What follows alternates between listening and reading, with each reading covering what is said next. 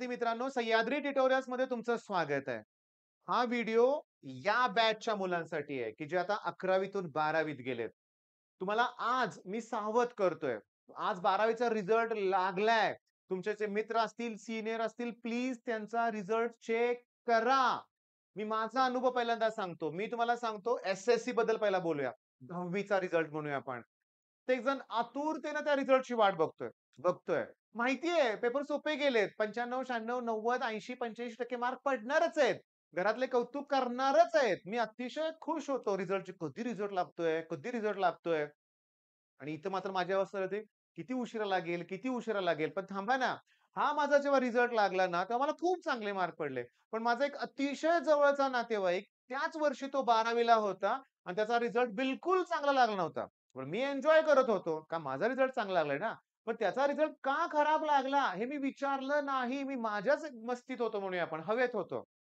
2 वर्षानंतर माझ्यावर सुद्धा हीच वेळ आली होती, की माझा सुद्धा रिझल्ट कमी लागला होता.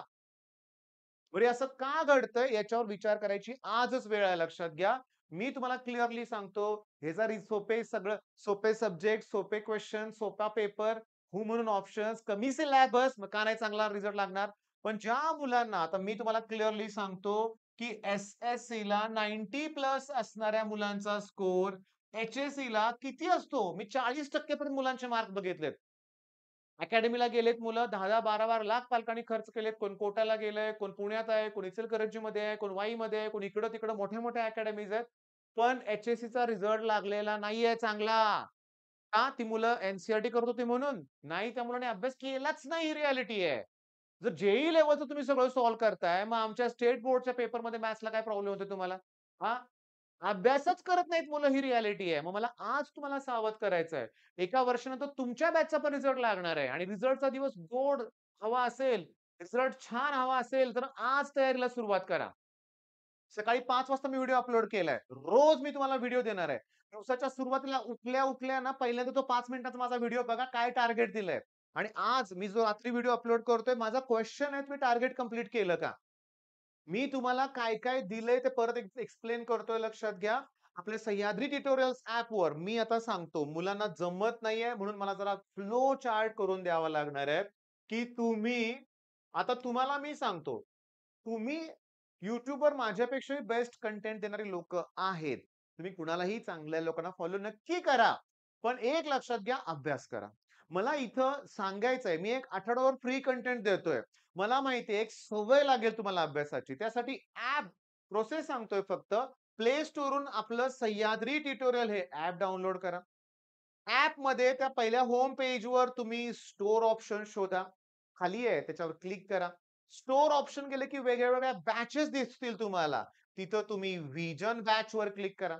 व्हिजन बॅचवर क्लिक केल्यानंतर तुम्ही तिथं कंटेंट हा ऑप्शन आहे त्याच्यावर क्लिक करा. कंटेंट ऑप्शनवर क्लिक केलं की तुम्हाला भरपूर गोष्टी दिसतील. तुम्हाला तिथं 11th फोल्डर दिसेल. तिथं तुम्हाला फिजिक्स, न्यूमेरिकल आणि ऑर्गॅनिक केमिस्ट्रीची बॅच दिसेल. तिथं तुम्हाला संघर्ष बॅच दिसेल आणि तिथं तुम्हाला क्रॅश कोर्स पण दिसेल. मग तुम्हाला 11th बॅचमध्ये ट्रिगो आहे. तो पहिला व्हिडिओ तरी आज कंप्लीट करायचा आहे. त्याच्यानंतर फिजिक्स न्यूमेरिकलमध्ये ऑर्गॅनिकचा व्हिडिओ आज अपलोड झालाय तो बघायचा आहे. पण नवीन असाल तर रोटेशनलचे 10 व्हिडिओ मी टाकलेत न्यूमेरिकल. पुस्तकातले एकूण एक न्यूमेरिकल सॉल्व्ह करून दिलंय. सॉल्व्ह पण दिलंय, एम-सी-क्यूज घेतलेत पुस्तकातल्या, एक्सरसाइज मधले घेतलेत. मला मुलांचे कमेंट असे आलेत, की त्यांच्या क्लासमध्ये रोटेशनलची टेस्ट होती. हे व्हिडिओ बघितल्यामुळे पेपर सोपा गेला. अरे बोर्डचा पण सोपा जाणार आहे, पण केलं तर. बरं. इथं गेल्यानंतर तुम्हाला संघर्ष बॅचमध्ये ऑसिलेशन स्टार्ट झालंय आजपासून. कंप्लीट करायचंय. तुम्हाला तो टॉपिक मी बोर्डसाठी कंप्लीट करून देणार आहे. संघर्ष बॅचमध्ये फिजिक्स आणि केमिस्ट्री बोर्डची प्रिपरेशन असणार आहे. त्याच्यानंतर क्रॅश कोर्समध्ये सॉलिड स्टेट घेतलाय. संध्याकाळी क्लासिफिकेशनचा कुठलाही पॉइंट विचारला तर आला पाहिजे, की मी एखादं सांगेन, की समजा कार्बन डायऑक्साईड हे कुठल्या टाइपचं सॉलिड आहे. मग मॉलिक्युलर सॉलिड आहे का चेक करा. वॉटर मॉलिक्युलर आहे का चेक करा.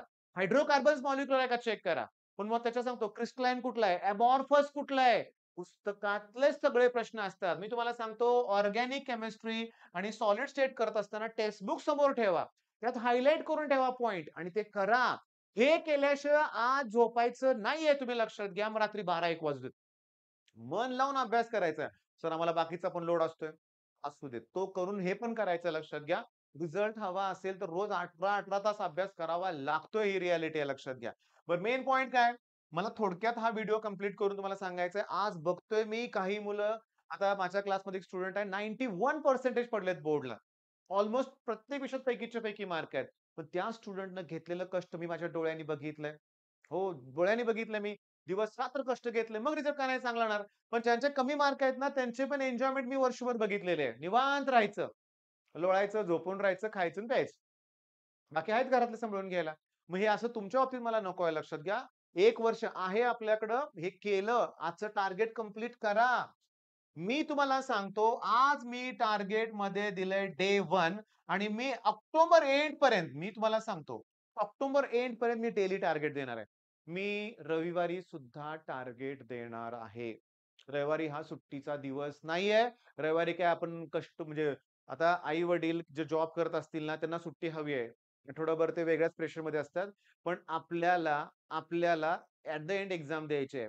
मी तुम्हाला सांगतो यावर्षी उन्हाळ्याची सुट्टी सुद्धा नाहीये. त्यात सुद्धा डेली टार्गेट दिलं जाणार आहे. 100% तुम्हाला डेली टार्गेट दिलं जाणार आहे.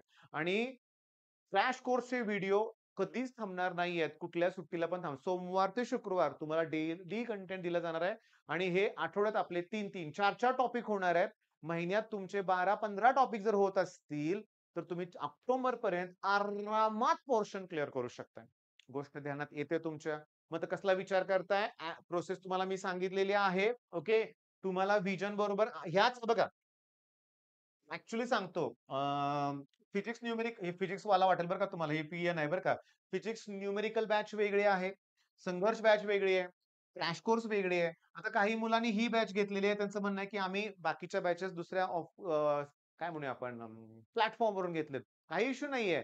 मला ऑफलाईनपेक्षा ऑनलाईनवर भरोसा जास्त आहे. ऑफलाईनमध्ये करून घेतलं तर मान्य आहे मला. सगळ्या गोष्टी मान्य आहेत. पण ऑफलाईनच्या फीस पण प्रचंड आहेत. मग अशी हजारो मुलं आहेत, जे फी अफोर्ड करू शकत नाहीत. त्यांच्यासाठी हा बेस्ट कंटेंट असणार आहे. मग रिझल्ट चांगला असेल, बसा अभ्यासाला, करा कंप्लीट तुमचं टार्गेट. All the best.